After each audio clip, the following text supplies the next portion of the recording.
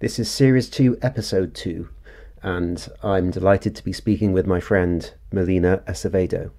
Merlina, we have known each other for a few years. We know each other through Palindromes, which is a shared obsession, I suppose.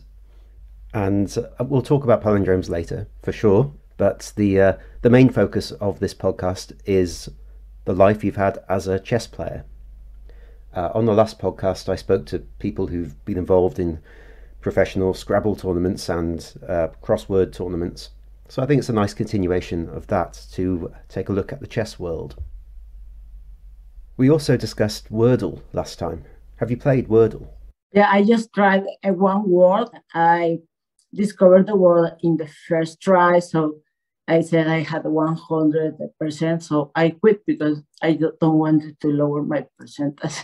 I prefer to be painting or playing chess or writing palindromes.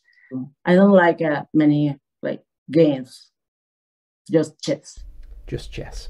And palindromes, for me are like a game.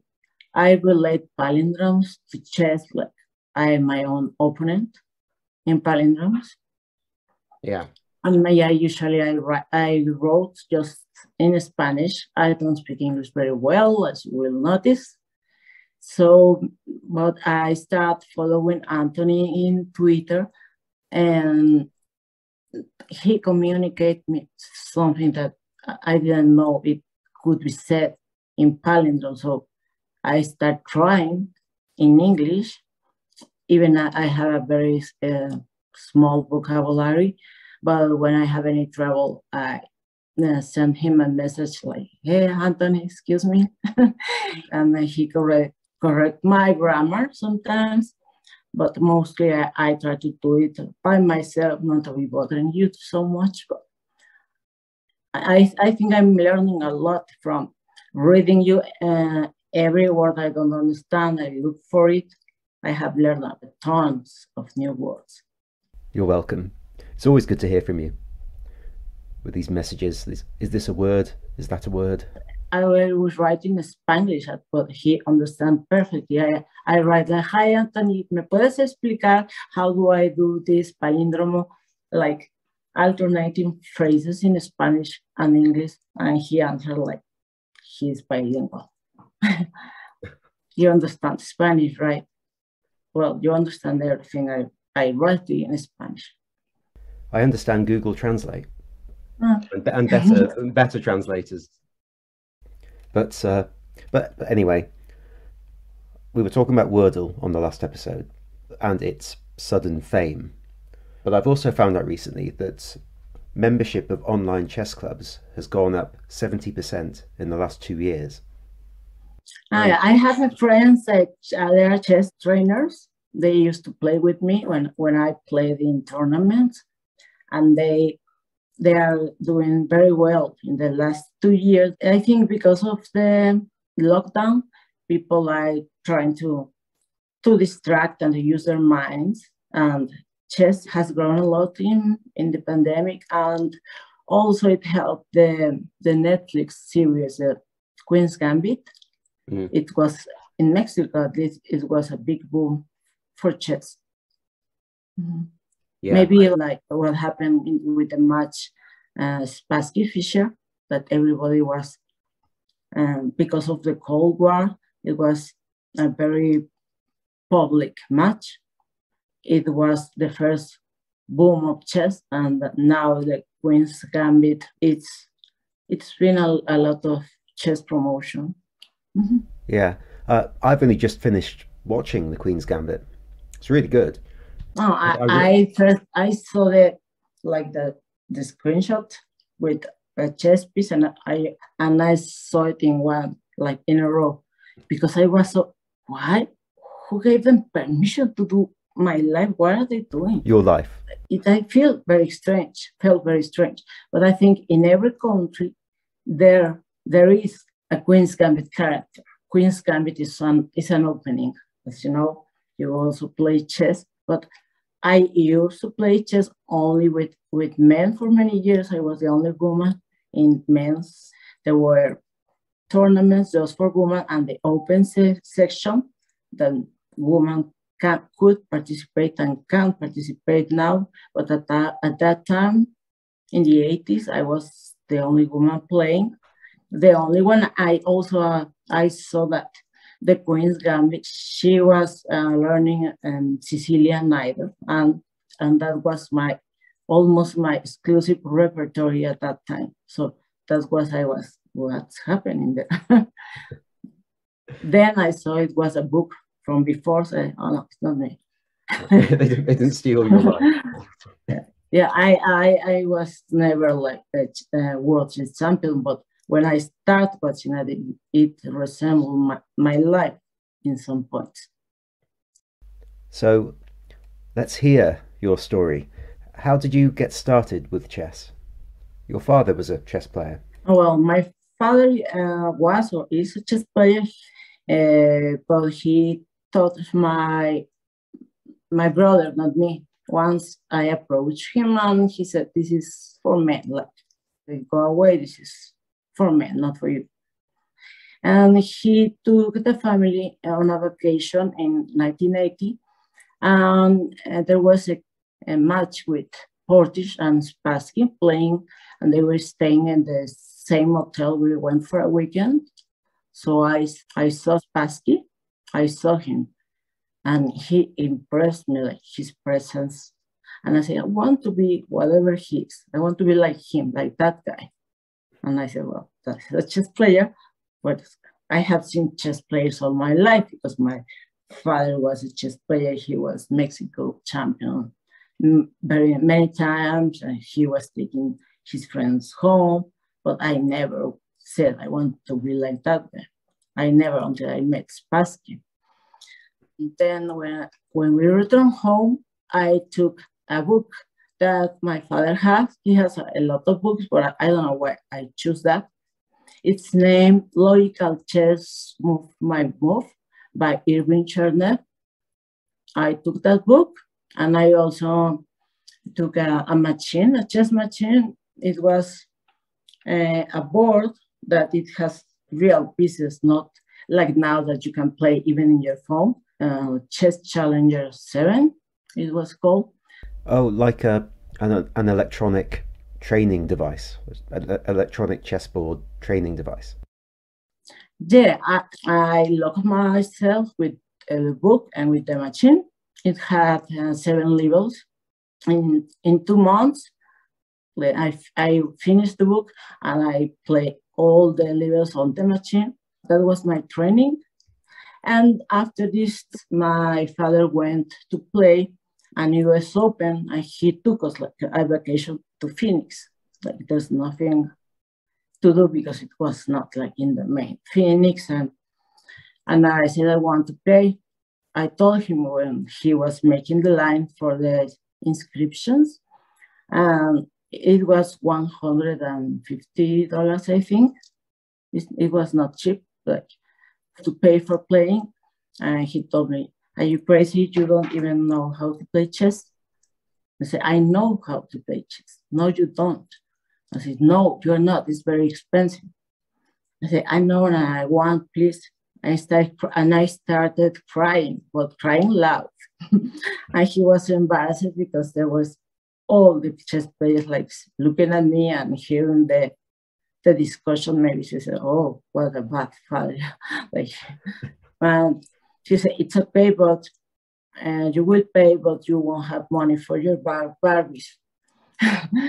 Barbies dolls. And it's okay.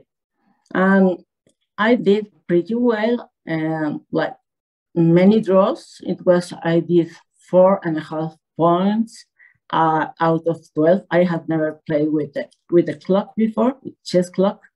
So I ran out of time in almost all the games, but I learned how to play with the clock in that tournament. And my father was impressed that I won the game and I drew a lot. And from that moment, for 6 years, I studied like crazy. I played all the tournaments. It was not so easy as now that you can consult all the openings. You can play online. In that time, you have to go to clubs to search someone to play with. And to study, you have to get the books. They didn't come often to Mexico. It was not easy to get. They were these books they call Informant. They were out every 6 months. Me and one friend that still plays, and we played and did everything we could to learn all the novelties in openings. Sometimes we even studied like 10 hours a day, always trying to see all the moves without moving the pieces. I think that's one of the main training for a chess player, to be able to move the pieces without in your mind.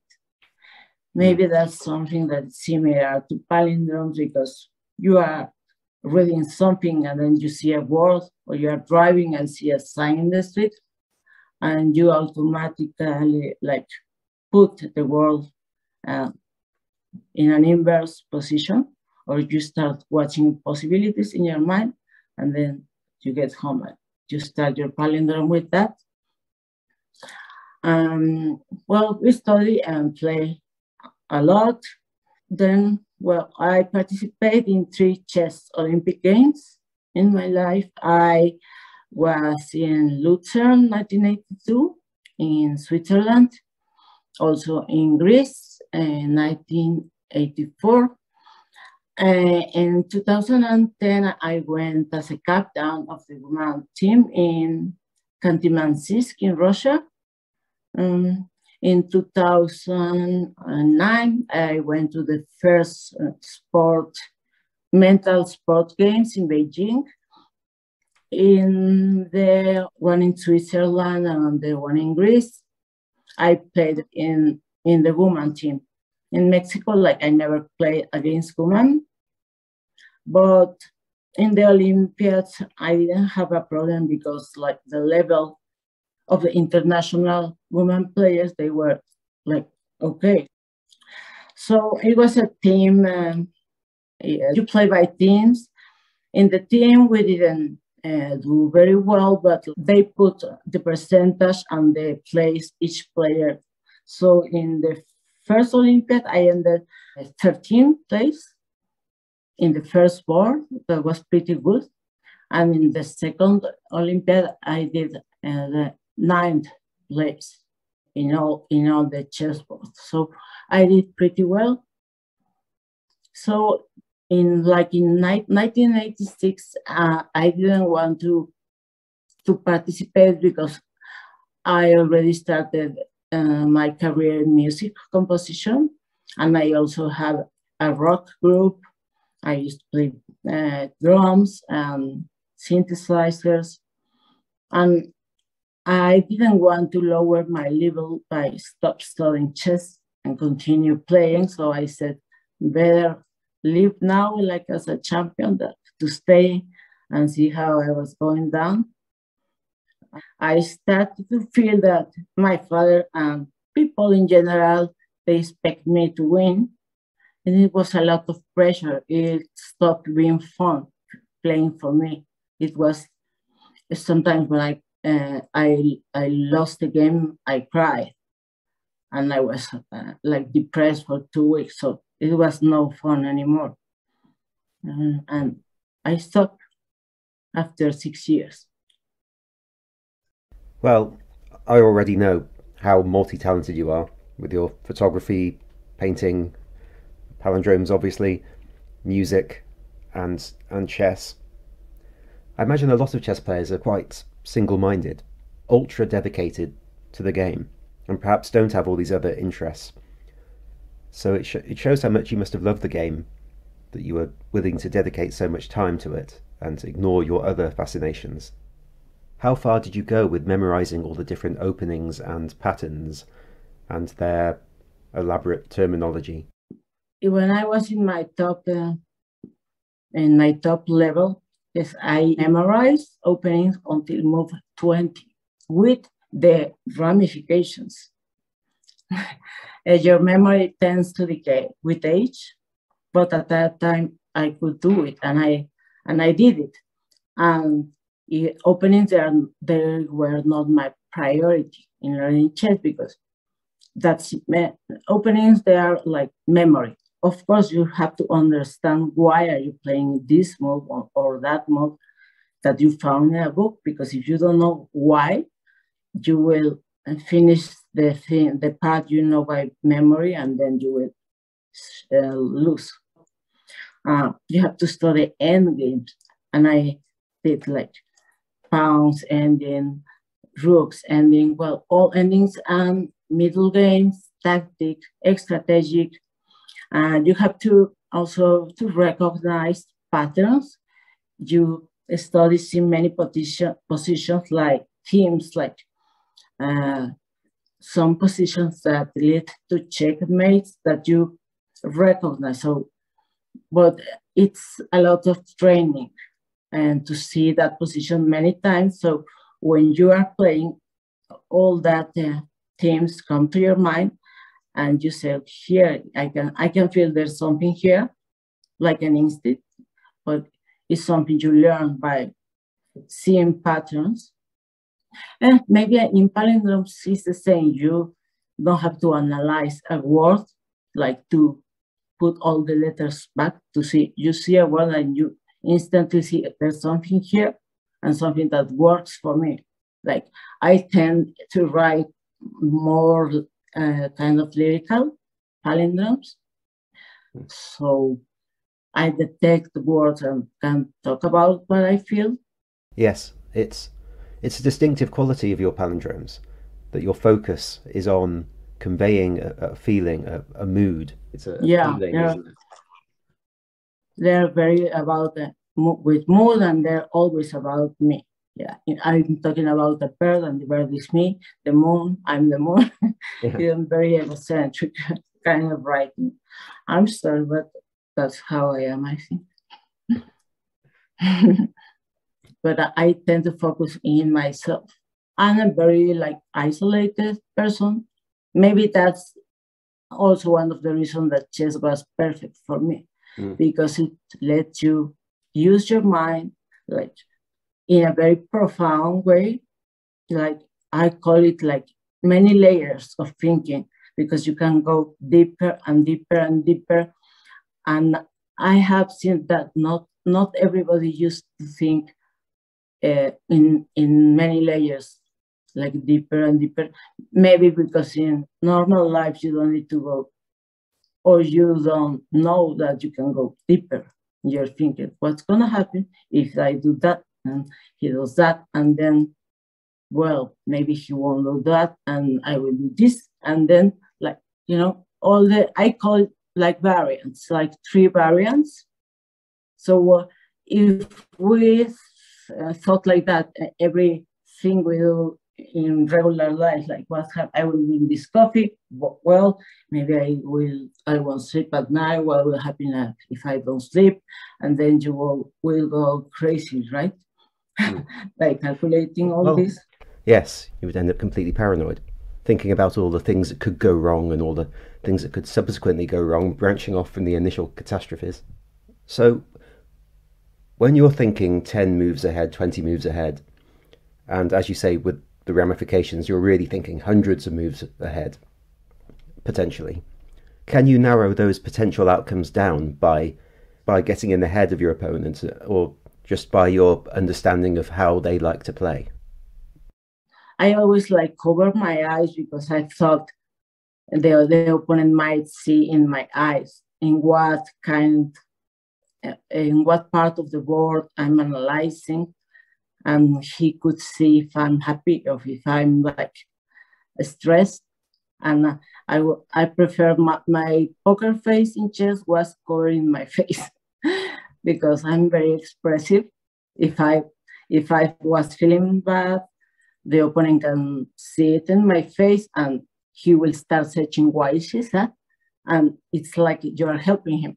So I used to cover my face like that always. I just put the board in my side, like horses when they race, they cover this part. Block everything outside. Well, what was it like in competition, where you got to meet your opponents before you played them? Were you looking for things in their character that you might be able to exploit? Play mind games?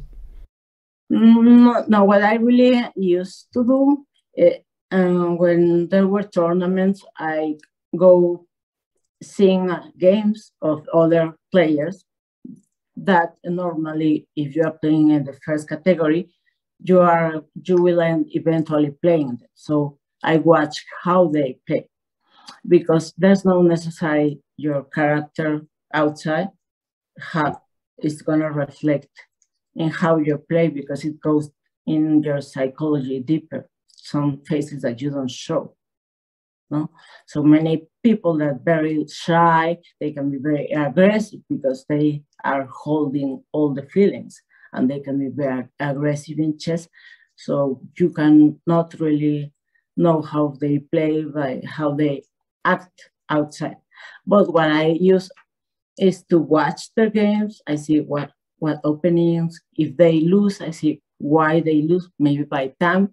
If they lose by time, I try to make them think a lot, to make them waste their time. And so that kind of things, that if someone is good with time, or someone play blitz a lot, like speeches very well, I try to play quickly, because I don't want to be in the position to go in playing a blitz at the end of the game, because the other will have the advantage. Like now Carlsen is very good with blitz.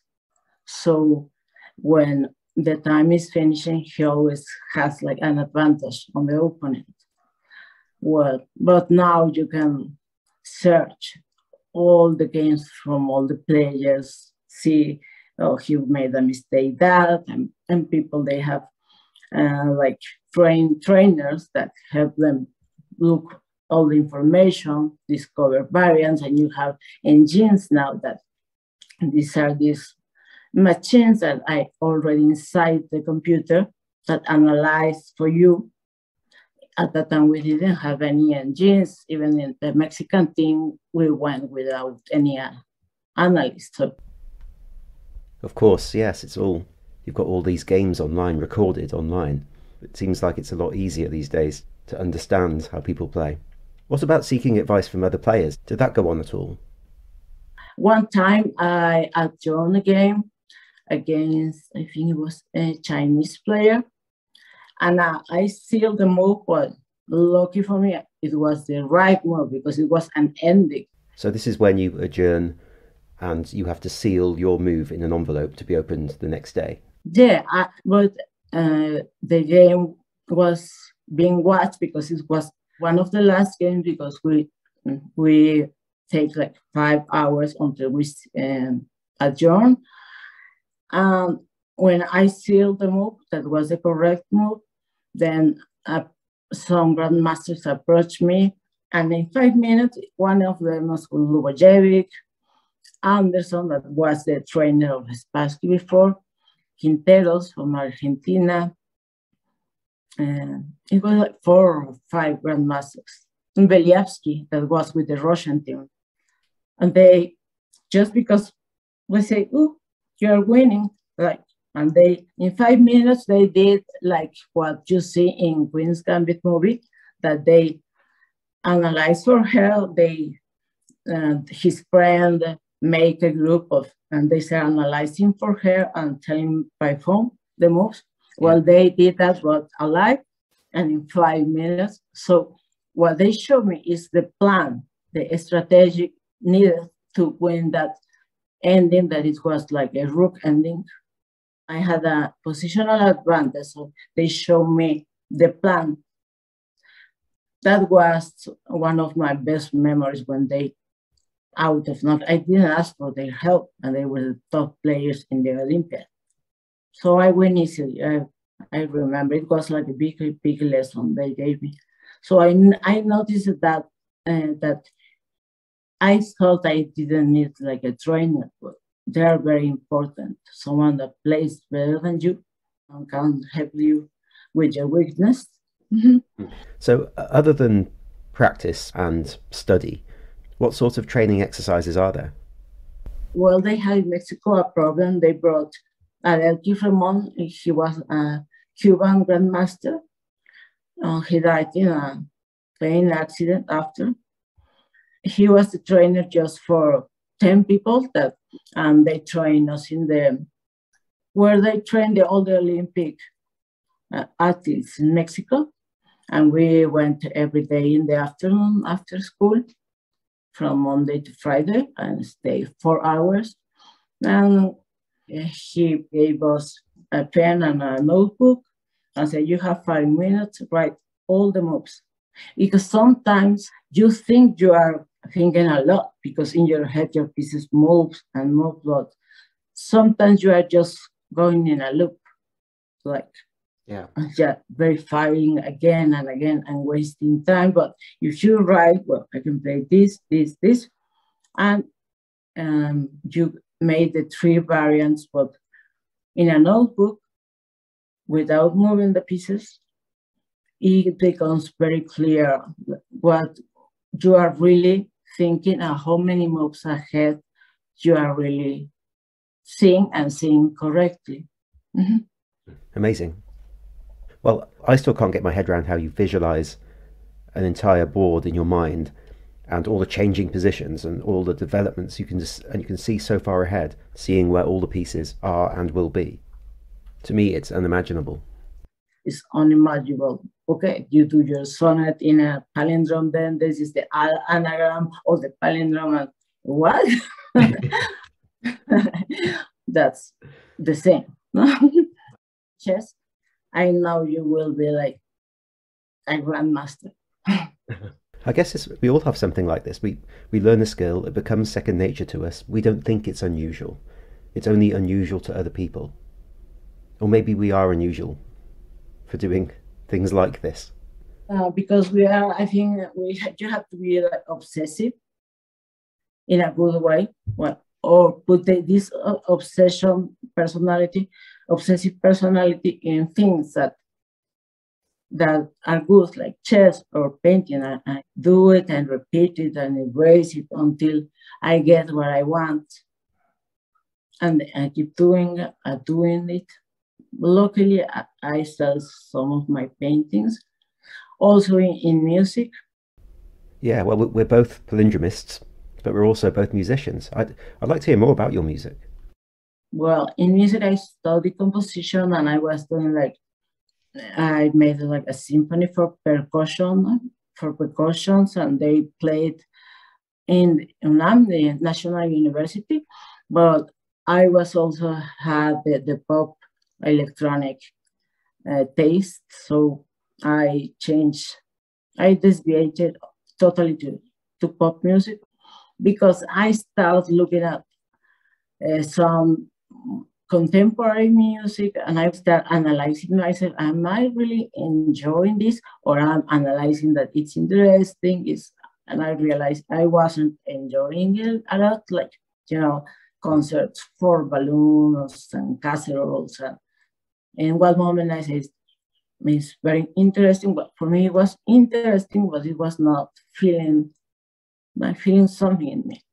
And I found it in pop music, and I started composing for synthesizers and even start singing.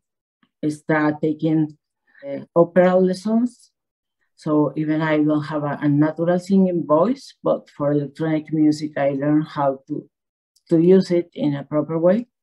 And it matched with the electronic music, like an operatic voice with some effects. And we were one of the first electronic groups in Mexico. We were called LLT, but you can look like in my YouTube channel, Merlina Acevedo. So it's pop music. You don't seem to do things casually or just as a hobby. It seems like whatever you do, you want to be great at it. Yeah, maybe that's when I stay away from chess, because if I cannot still be the best, I don't want to play anymore.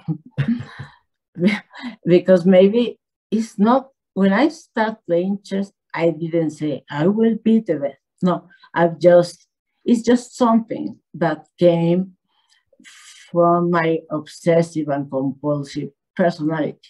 I don't know if it's ego or it's just a consequence or being so obsessive doing things and don't get frustrated when you lose. That's very important too, because you will lose many games. And some people, they do a bad tournament and they say, okay, let's try soccer or let's try check. So I'm not. I'm going to do best next time. I think it's a personality thing, a psychological. Mm-hmm. That goes deeper in everything you do. Mm-hmm. And you did get to this really high level in chess. What do you consider some highlights? I was the first place in a tournament they make for people under 25 years. And I was the only woman player playing in Mexico City. And I won the tournament. That was like my Queen's Gambit moment. Really, I was like, oh, really? And then we made a Mexico City team. So I went with the other 3, second, third, and fourth place to the national team, youth team, and Mexico City, we won also the first place. But that was as a team. And I made 10 points and 10-0. I won all my games. I was the only woman with a rating more than 2,000. Wow. Competitive chess must be such an intense experience. Because not only is it a competition, but you're required the entire time to have this fixed, unwavering focus. It must be just emotionally draining. Well, the fate made me play again. And the second Olympiad, and look at this, I made 9.5 points. And what happened with that half point? I was so shocked. It's gonna sound strange, but one made a draw to me that I really fainted. And when I woke up, I couldn't move. So they called my father. Here we have your girl, she's not moving. And it was but that gives you like an impression of how your nerves goes, like how intense the position. The is. Mm-hmm. Yeah, even one time in the second Olympiad, I was playing and winning, and I know I will gonna win, but I made a mistake with no consequences in the result. But I was so upset. I made a mistake that the chairs started falling out. I was not like making noise, crying, but tears. So I had to step up and went to the bathroom so I can cry properly. Another patient says, do we need to call a doctor? What's happened to you? They were very like concerned if I was feeling bad. And I said, no, I made a stupid mistake. And I was so upset with me, but I was not losing. I was winning and I was going to win. But in palindromes, I prefer not palindromes because I don't cry. I made mistakes and I just, because I post in Twitter, like, I post them many times with a mistake, but I don't care if someone tells me, I say, I just delete them. Yeah. And well, the connection between palindromes and chess is that you're exploring different patterns and you're letting these patterns branch off in different ways. But with palindromes, of course, if you go down a bad route, you can just go back, try again. In the game of chess, once you've committed to a certain course, you've got to live with that. Yeah, and you got to live also, your ego gets more, like, how do you say, harm, because you are losing to someone. Another thing I wanted to ask you about, because this is something else I struggle to get my head around, just how it's done. And it's the simultaneous games, where you play more than one opponent at the same time. Have you? I'm assuming you've played many of these. You've played. Yeah, I have played a lot of simul games. Maybe also because I'm a woman. I was like a person that will draw attention, so they invite me to play simuls many times. Even when I stop playing chess, I keep playing simul games. It's not difficult because you have every game in a way you separate them. They don't mix in your head. I think maybe that's something that you are thinking about. Maybe I'd like imagine the that words where they don't mix in your mind. You separate them, so you go and play, and the more quickly you win someone, it's better for you because there will be less draws. You will have to think. And also, I try to play quickly because I don't like the others to have a lot of time. And because they have a great advantage, because they have the time where you go and give the round, they have that time to think the move. And you arrive, and you usually the master just arrive, see the position, and you move. You are not like sitting, and you never do that. So I don't know, it's something that if you did it, you will understand. It's something natural. You separate the positions in your head and you remember, because you arrive at the board and you don't have to analyze again the position. Your mind remembers, oh, this is the position when I was winning the rook, and you continue, then change to the other board, and your mind remembers that it's the other game. And so they don't mix up. I don't know how, but they don't mix up. And you played Kasparov in one of these on the other side. Yeah. It was at first I knew Kasparov. In my first Olympiad, he was with the Russian team.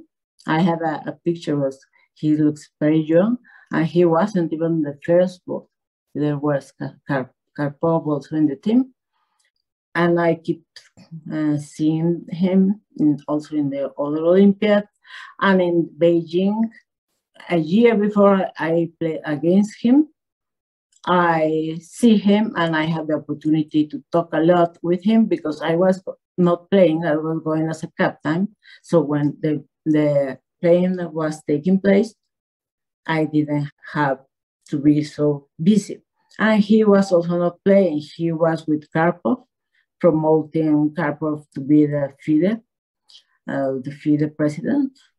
So we chat a lot, and that was nice. And then in next year, he came to Mexico to a big concert hall when they give simul, and they choose like personalities in art to play against them.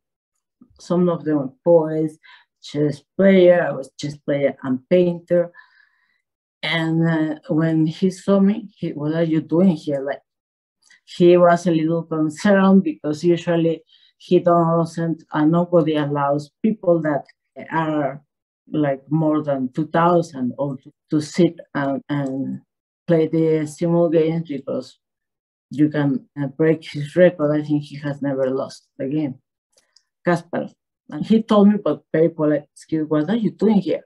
I said, I retired from chess. You won't have a problem with me, I said. He said, okay. Well, I was the last to stay playing with him, and it was playing like against a monster because they were only 8 players, and for him that's like nothing. 8 players, and very quickly they lost, so I remained only with him. So he was very nice. We went backstage. He signed my score, how's score sheet, papeleta. And he said, well, you should play this thing. And he writes like a variant that I should have played. So. And you've played Boris Spassky at Speed Chess or Blitz.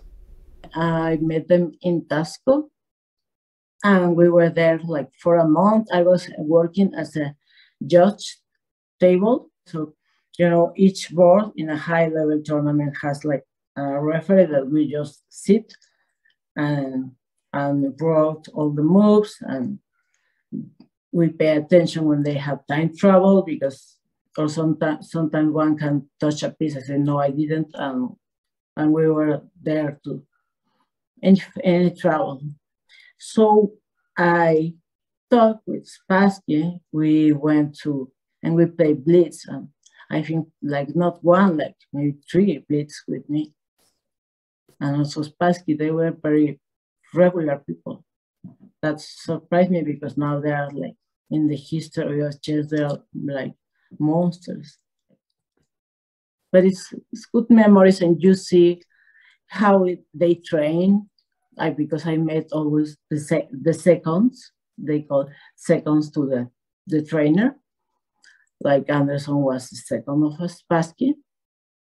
One time even Spassky, I think he was teasing me, because he started telling me how he escaped Russia, that there was a helicopter, and the helicopter started, and he ran, and he hung up, and Anderson just made me a face like in his back, he said, like, he's teasing you, don't believe him. But I was like fascinated by my Spassky Bond kind of tale. Then I Googled it after years, because I wanted to believe that it was true, even if Anderson said, no, it's not true. But he didn't tell me he is lying to you. No, he said like, just like a face like, something's wrong with this tale. But I Googled how he just went to live to France. I think he didn't have to make an escape. He just asked in France to. It was not spectacular. I don't remember how he did it, because I stayed with the helicopter tail. Yeah, believe the good story. Uh-huh. So, my father played Bobby Fischer. Both they played in an Olympiad. In the games of Bobby Fischer, there is the game with my father, and I was friends with an English chess player. He's a grandmaster. He played against Kasparov in '93. He lost, but you can see how is his level. This is Nigel Short you're talking about. Nigel Short. He is a very active player, and we are still talk to each other. We are friends now. I remember in that youth tournament that he played, he asked the judge to. I was working as a table judge, and he asked the organizers to put me away from his table, because I distracted him, he said. So because of him, I wasn't looking at the top players. They put me with the worst players at the end of the hall. But I didn't want to distract him. I didn't do it on purpose. He said, I didn't do anything. But we started writing letters to each other, and I sent him some drawings. We kept in touch in the time that there were not email. We sent like paper letters. So it's a nice friendship. And then one time he thought he was playing online with Bobby Fischer. He even wrote an article, because Bobby Fischer was hiding many years. So they said he played online, but he kept changing names. And one time Nigel was beaten online, and it's very difficult to find someone that beats Nigel online. Now I think they discovered most likely it was an engine, someone cheating and trying to pretend to be Bobby Fischer without saying I'm Bobby Fischer. No, just I don't know what. But he suspected he was Bobby Fischer. You can not chat a lot, but you can make a comment when you are playing online. And he put the name Acevedo, like my last name and my father's name. And the other one answered Siegen 1970. So for Nigel at that time, in that moment, he said, it's Bobby Fischer. It was like a proof that he was playing Bobby Fischer. So Nigel Short typed in your surname as a comment to this person he was playing, and the response came back with the place and date of Bobby Fischer's match with your father. So do you think it was Bobby Fischer?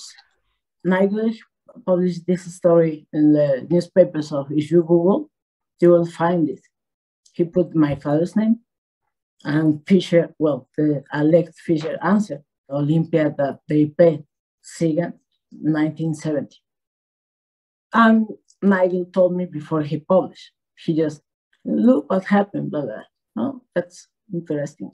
And then he published, and they make a big fuss and people analyzing the games of this Fischer, and then realize it was an engine, someone playing with an engine and pretending to be Bobby Fischer, hiding. Weird, you know. I remember when Kasparov was the first grandmaster to lose to a computer. No one can beat them now. In fact, haven't they completely revolutionized chess theory? Yeah, it's also.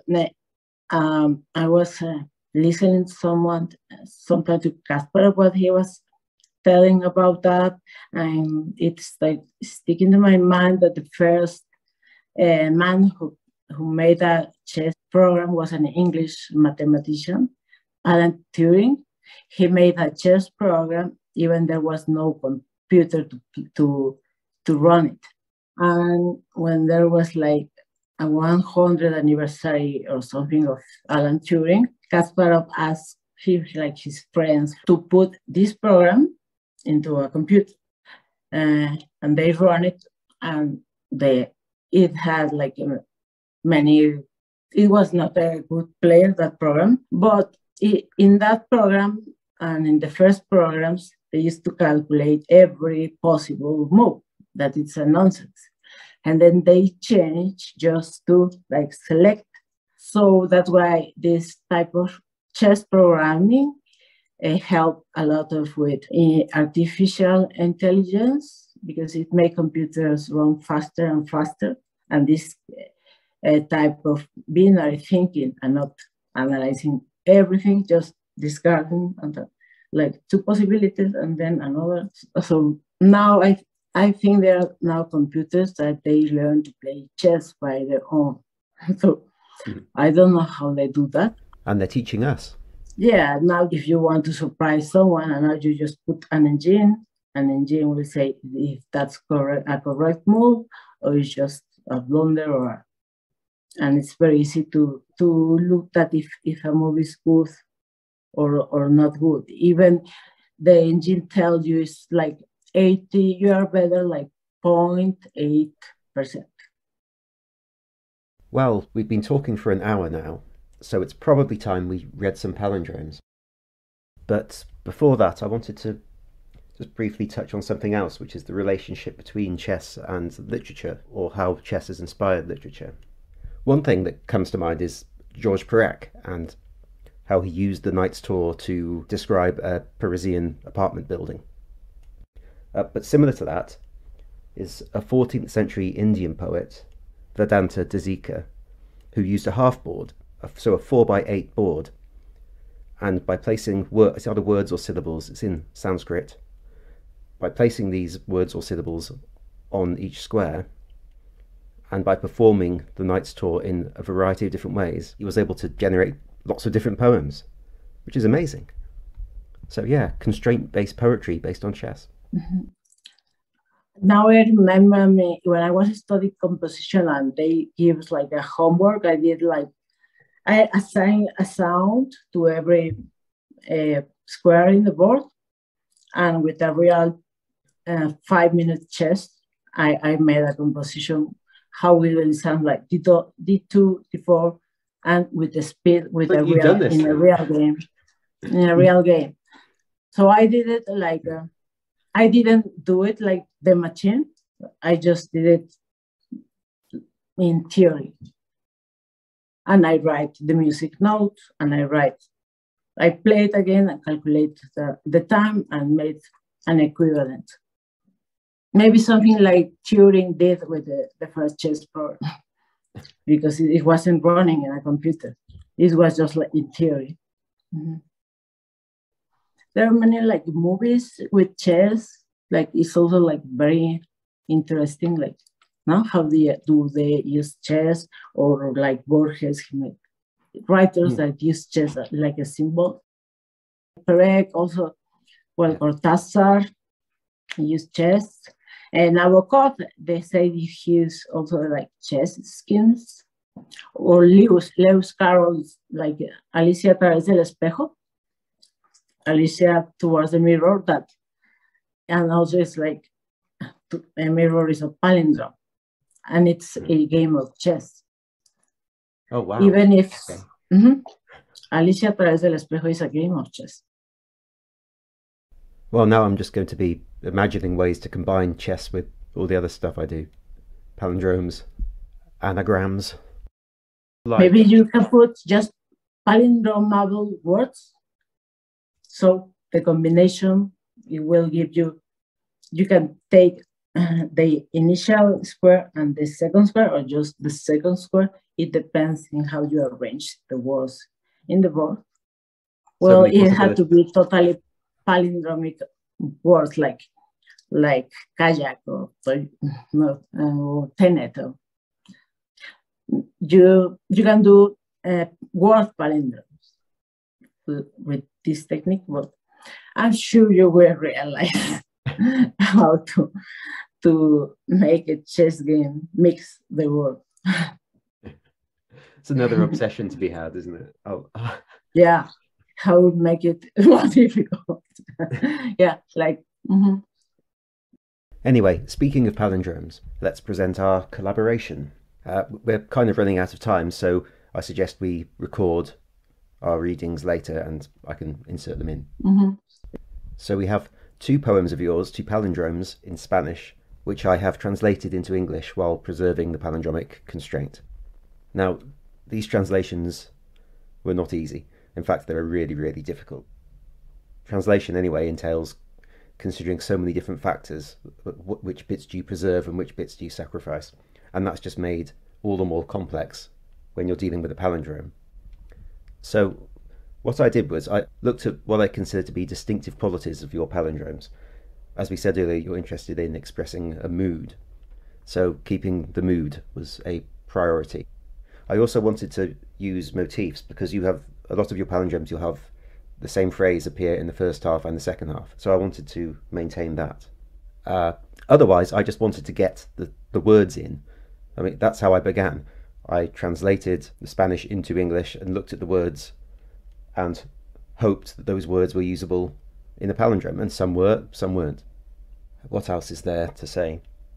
Well, palindromic poems often entail just a series of images stitched together, and I've kind of lent into that, rather than trying to attempt a narrative or a meaningful statement. So yeah, I've really gone for preserving the mood over anything. Anyway, those are my notes or excuses. Here's the first one. Se anulan.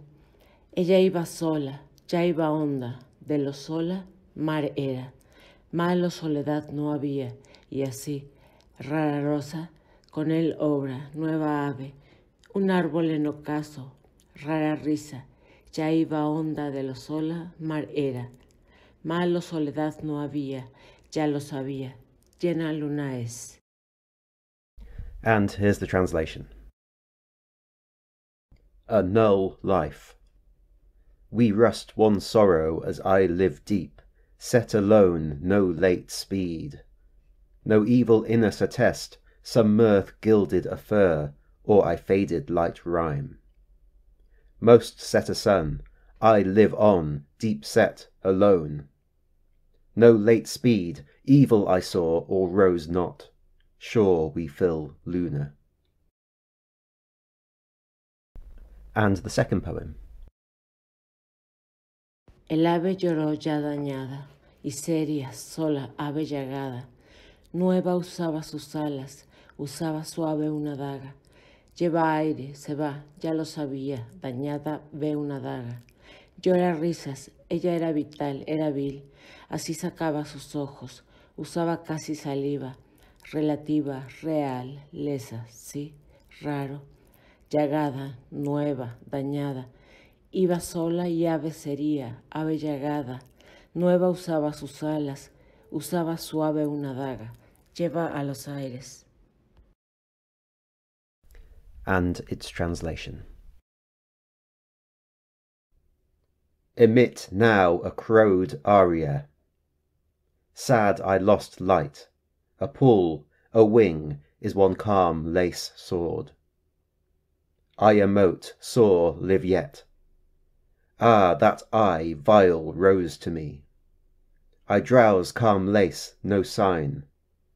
I wall a path, gilt solid as air, a dew or core on time. I'll say one more thing about these, just as a technical note. Spanish is a Latin language, and English has lots of Latin influences, but is fundamentally a Germanic language. So sometimes a Spanish word will translate to English and it will be very similar, and quite often usable in palindrome because of that similarity. But sometimes the Spanish translates to a Germanic English word. And there's an example of that in the first poem pair, where mal translates to evil, although on this occasion we get away with it because evil happens to be a very usable word in palindromes.